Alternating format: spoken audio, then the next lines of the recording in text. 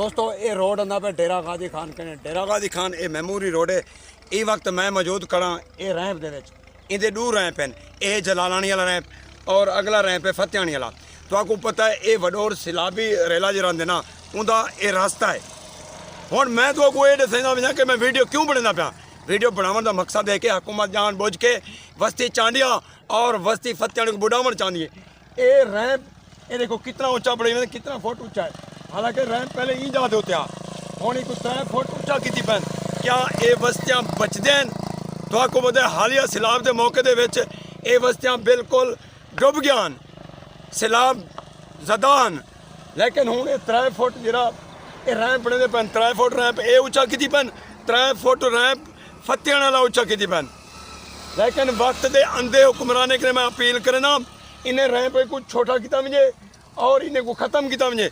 या तो इन्हें रैंप के अंदर एक गुलाबे रखे मुझे कंक्रीट भर के 3 फुट जरा ऊंचा किया गया है। ये क्या बस्ती चांडिया बचती है? अगर सैलाब आ गया बस्ती फतेहानी बचती है। हुण सैलाब का सीजन है, वडोर सैलाबी रेला ही था गुजरते इन्हें रैंप बिचो एक ही रैंप कने एक फतेहानी वाला रैंप है। अगर इन्हें रैंप को बंद किया जो वेंदे ये बस्तियाँ तबाह थी वेंदन। बस्ती चांडिया और बस्ती फतेहानी व दीकर को बहुत शदीद खतरा थी वैसी अगर सैलाब वडोर सैलाबी रेला आ गया।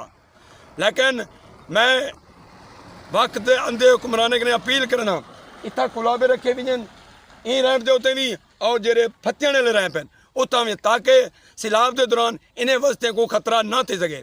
जेरे दोस्त मेरे ये वीडियो को दे पावे एक कुछ शेयर करो ताकि अरबाब अख्तियार दे काने तक ये मेरी वीडियो पहुँचे सारे दोस्त। हालांकि तो को पता है हर दोस्त को पूरे पाकिस्तान में पता है, लेकिन डेरा गाजी खान वडोर सैलाबी जुल्मी रेला अंदर रहते जरा के बस्तियाँ तबाह कर रहे थे। यार मेहरबानी करो ये वीडियो को शेयर करो। ये मैं तो यार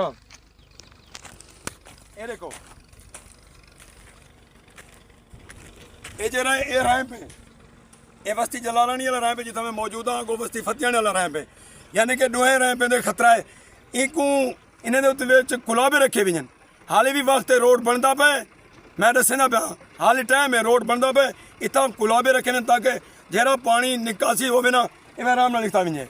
शुक्रिया, थैंक यू।